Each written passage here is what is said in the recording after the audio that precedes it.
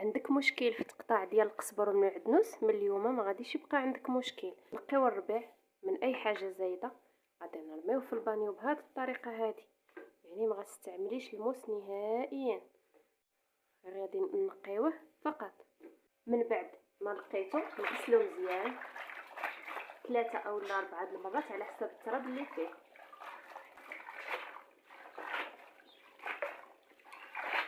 من بعد غادي نديرو يقطر في الشبكه،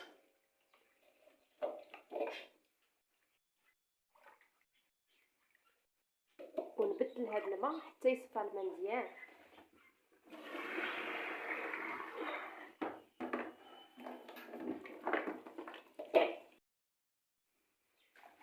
من بعد ما صفى الماء نعاود ثاني نديرو في الشبكه ونخليه حتى ينشف من الماء.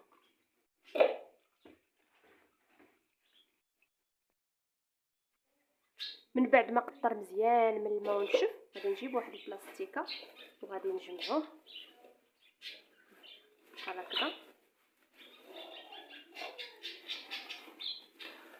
وغادي نديروه في الفريغو يبقى ليله كامله اولا يومين 3 ايام فوق ما تفكرتوه، ما عليكش فوق ما تفكرتوه.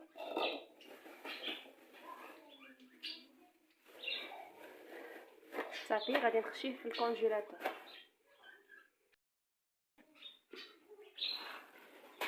هنا خرجت الربيع ديالي من الكونجيلاتور، غادي ندير له بحال هكذا،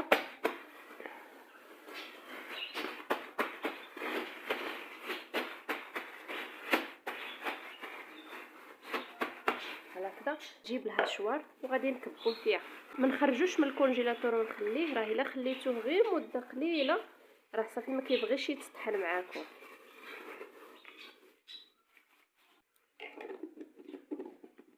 صافي وغادي نسدو.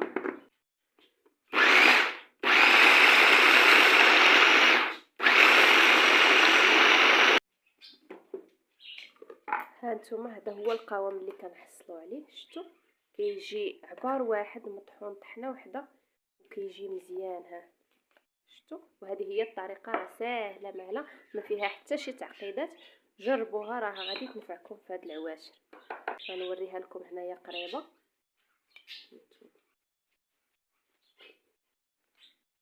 شفتوا كي كيجي، وكتعاودوا تدخلوه في الكونجيلاتور وكيبقى لكم بحال هكا حبه مفرزه على اختها، ما كيبقاش مجموع.